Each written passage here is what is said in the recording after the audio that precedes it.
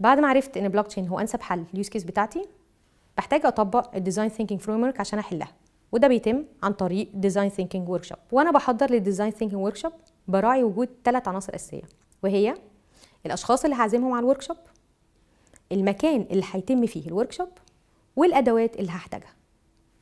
نبدا باول عنصر وهو الاشخاص اللي هحتاجهم في الورك شوب بتاعي. البارتيسيبنت بتوعي بيتقسموا لفئتين. الفئه الاولى هي الفئه الخاصه بالكاستمر سايد، واللي بيتواجد فيها بزنس اكسبرت، اي تي ديفلوبرز، بزنس نتورك ريبريزنتيف. اما الفئه الثانيه فهي الفئه الخاصه بالسوليوشن بروفايدر سايد، ودي فيها بلوك تشين سبجكت ماتر اكسبرت، اي تي ديفلوبرز اند اركيتكتس، اندستري كونسلتنت. ضروري يكون الاس ام اي موجود، لانه بيساعد في تحديد اليوز كيس الانسب للورك شوب، وكمان بيقيم البروتوتايب.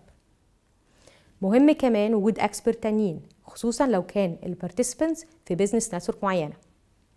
وبالنسبه للاي تي ديفلوبرز فمهم وجودهم عشان يدوا رايهم في اي جزيئات خاصه بالديفلوبمنت او اليوزر انترفيس. اما بالنسبه للتكنيكال ديفلوبرز والاركتكت فممكن يحضروا الورك شوب مع التنبيه على عدم طرح اسئله تدخلنا في مناقشات تقنيه طويله. في الورك شوب بينقسم البارتيسيبنت لتيمز، كل تيم مكون من اشخاص من 4 ل 7 من باك جراوندز مختلفه، لكن بيجمعهم معرفه اساسيه بالبلوك تشين. بكده يكون البارتيسيبنت اللي هيشاركوا في الورك شوب مكتملين، لكن اكيد محتاجين لشخص يدير الورك شوب. الشخص ده هو الليد فاسيليتيتور، واللي له ادوار مهمه على فترات مختلفه في الورك شوب، سواء قبل الورك شوب، اثناء الورك شوب، وحتى بعد ما الورك شوب بتخلص.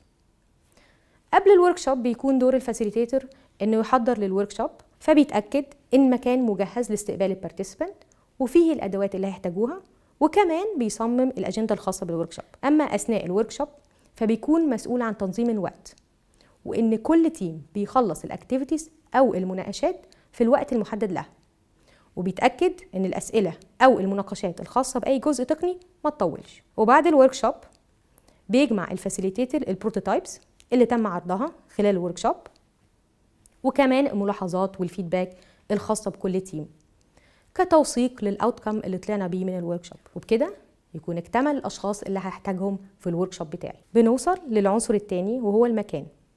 زي ما قلنا ان الديزاين ثينكينج ورك شوب بينقسم لبارتيسيبنت وتيمز، فطبيعي ان كل تيم هيحتاج المساحه بتاعته واللي فيها يقدروا يتجمعوا عشان يطلعوا افكار ويحولوها لبروتوتايب. وعشان ده يحصل بسهوله لازم تكون مساحه المكان كافيه واقدر احرك محتوياتها بسهوله. نيجي للعنصر الثالث وهي الادوات اللي بيحتاجها التيم عشان يقوم بالورك شوب اكتيفيتيز، زي وايت بوردز، ماركرز، ستيكي نوتس، شاربيز، سيركلز، دروينج سيرفيس، فليب شارت، بيبرز. ومن خلال الادوات دي بتفضل كل الملاحظات والافكار المهمه اللي طلع بيها كل فريق معروضه طول فتره الورك شوب. وبعد ما عرفت هندعو مين، هنحضر المكان للورك شوب ازاي، وايه الادوات اللي هحتاجها، بنوصل لمرحله التطبيق، ودي هنعرف عنها اكتر في الفيديو الجاي.